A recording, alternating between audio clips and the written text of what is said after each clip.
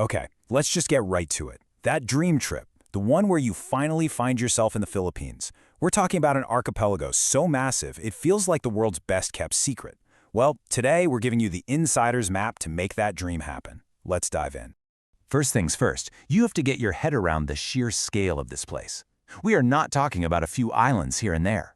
We're talking about 7,641 of them. Each one a brand new possibility, a different world waiting to be discovered.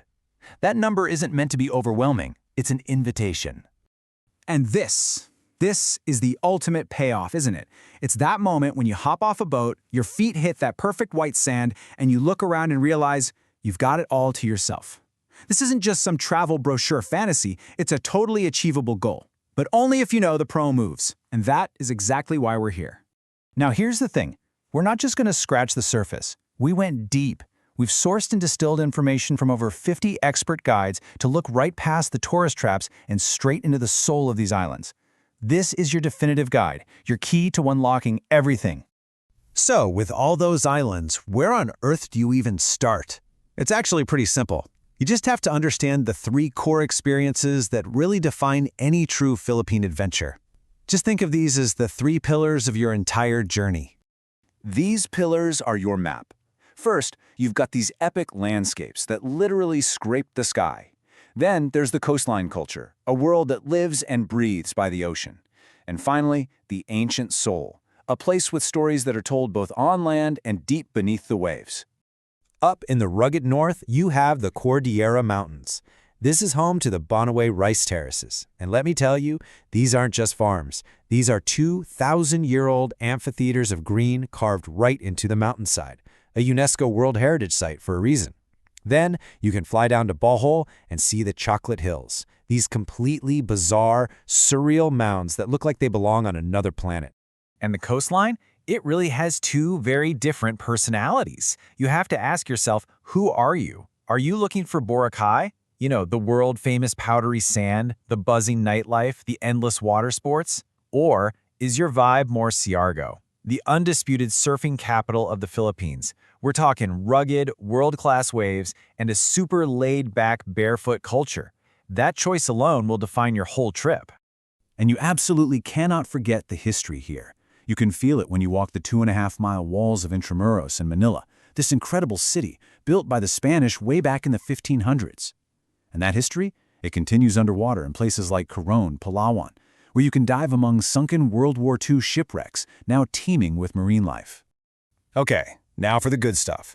This is the part that separates the tourists from the true travelers, the logistics.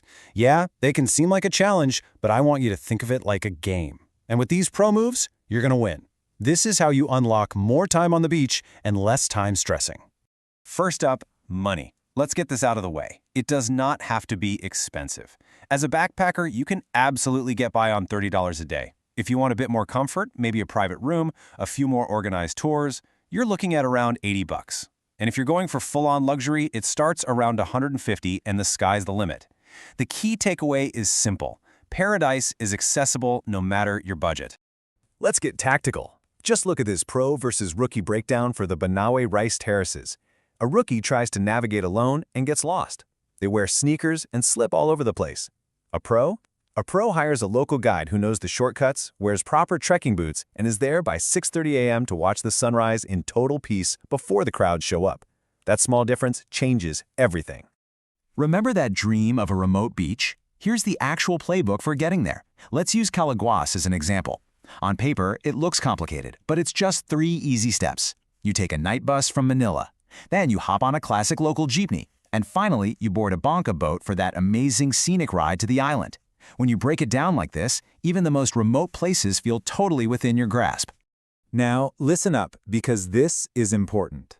When you get to that remote beach, you have to be smart. This isn't just friendly advice. This is essential stuff. You do pack a power bank and a small first aid kit. You don't just assume your phone will stay charged or that a little cut is no big deal. Always, and I mean always, ask your guest house for a trusted boat operator. And please, bring more cash than you think you need. ATMs are a city luxury, not an island one. So, you've navigated the gauntlet. You put in the work, you figured it all out. And this is the reward. It's not just about the places you get to see, it's about the feeling, that unforgettable vibe that just sticks with you long, long after you've come home. The real reward is earning access to the true hidden gems. It's finding yourself at the base of a mystical waterfall on the island of Siquijor, or it's snorkeling over the sunken cemetery in Camiguin, a truly one-of-a-kind, hauntingly beautiful experience. These are the places you've now unlocked. But the real soul of the Philippines. It's a concept you'll feel before you can even name it. It's called bayanihan, and it's this incredible spirit of community, of helping each other out. It's the reason the hospitality feels so genuine, so unparalleled. It's that moment you realize you don't feel like a tourist anymore. You feel like family. And it's the little sensory details that are going to stick with you forever. You know, it's the taste of a perfect fresh mango shake after a long hot day in the sun. And it's that iconic, unmistakable sound of the Banca boat engine, just cutting through the calm, turquoise water, taking you to whatever paradise is next. All right, you have the map, you have the pro moves, and you know what's waiting for you at the end of the journey. It is officially time to stop dreaming and start planning. So let's get you going with one single powerful tip. Okay, here it is, your first official pro move. If you are traveling in the Visayas region, that's between popular islands like Cebu and Bohol, do not just show up at the port hoping for the best. Book your ferry ticket in advance, especially if it's peak season. This one simple move will save you a world of stress, delays, and maybe even a missed connection to your next adventure. You have everything you need to do this right. Those thousands of islands are out there, they're waiting. Those pristine beaches are ready for a new set of footprints. Your adventure is officially unlocked. So the only question left is, what's your first move?